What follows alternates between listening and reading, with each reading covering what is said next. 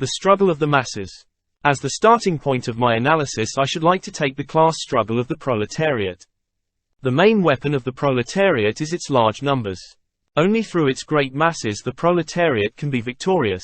Only through the development of its masses can the proletariat maintain its grip on its victory. This presupposes the long existence of unified activity and organization, and this in turn is only possible as an open public organization, but that means also a legal organization. In an illegal conspiratory manner only individuals can be organized, but not the masses. Everything that makes the open organization of workingmen harder or seeks to divert the interest of the workers from such open organization is to be objected to.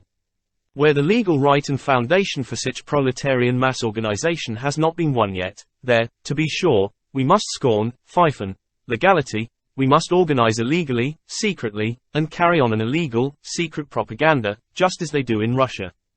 Our object in so carrying on the propaganda must be, however, to win in the legal right for such organization and propaganda. Whenever we have won this legal right, however, or already find it in operation, we must make use of it and avoid everything which might place in jeopardy this legal basis, which means also avoid every form of lawlessness.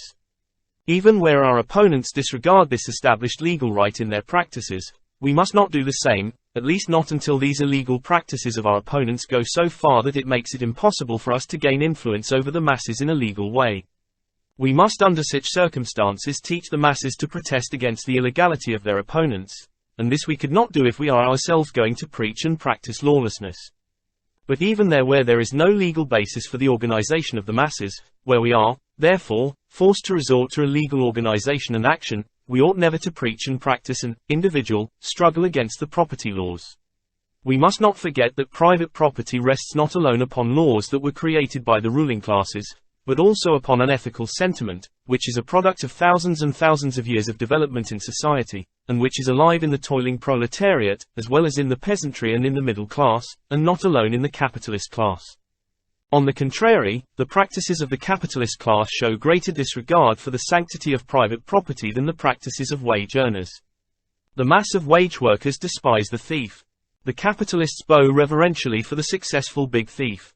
To preach the individual struggle against property means to turn the interest of the workers from mass action to individual action. In other words, to turn their interests from effective to ineffective form of action. But this form of action is not alone ineffective. It is in opposition to the ethical conception of the masses of workingmen. It repels them and injures seriously the propaganda of socialism, if this action is looked upon as a product of this propaganda. The individual struggle against property takes us out of the ranks of the masses of wage earners and brings us in contact with the slum proletariat, lumpenproletariat. The conditions of existence and struggle of this class are entirely different from those of the wage-earning class. Just as the former are indispensable to the well-being of society, so the latter, the slum proletariat, are useless, yes, even harmful, for they are pure parasites. Both carry on a struggle against existing society. Both are propertyless and disinherited, both must combat the existing form of property. But the working proletariat fights openly as a mass, its weapons are solidarity and economic indispensability, its aims the changing of the laws regarding property. The slum proletariat fights individually and secretly, its weapons are lies and breach of confidence. Its aim is not the changing of the property laws, but the possession of the property of others. Contact with the slum proletariat and acceptance of its war methods cannot but compromise and disorganize the proletarian movement. This is bound to happen all the more, because the proletarian elements, which foster such methods, invariably fall victims to provocative agents and spies. The ruling classes have every reason to encourage individual action against property and life of individuals, because, through this, they can hurt the cause of the working masses.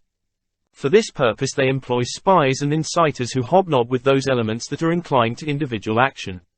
Never yet has a ruling class employed provocative methods to advance the legal, open organization of the masses.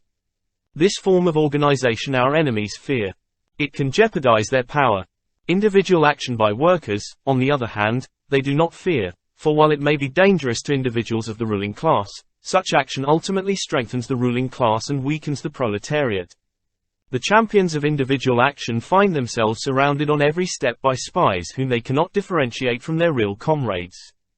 All such movements have at all times dissolved themselves in wide distrust of everyone against everyone else, while the open, legal action of the masses invariably strengthens the faith of the individual in his comrades and promotes and strengthens his cause. All this makes it vitally necessary to oppose most emphatically individual illegal action and the advocacy of such action in every country where mass action and organization can legally be carried on.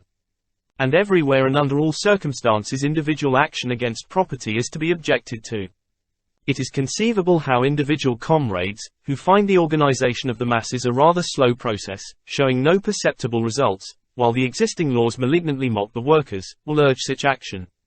But no matter how worthy and unselfish the comrades may be who, through their love for the proletariat and their impatience, let themselves be carried away in that direction, we must combat these comrades most energetically, because nothing can check the onward march of the proletariat more powerfully, nothing is more dangerous to our cause, nothing can degrade the proletariat deeper, than the dissolution of legal mass action of the proletarian in a series of individual crimes.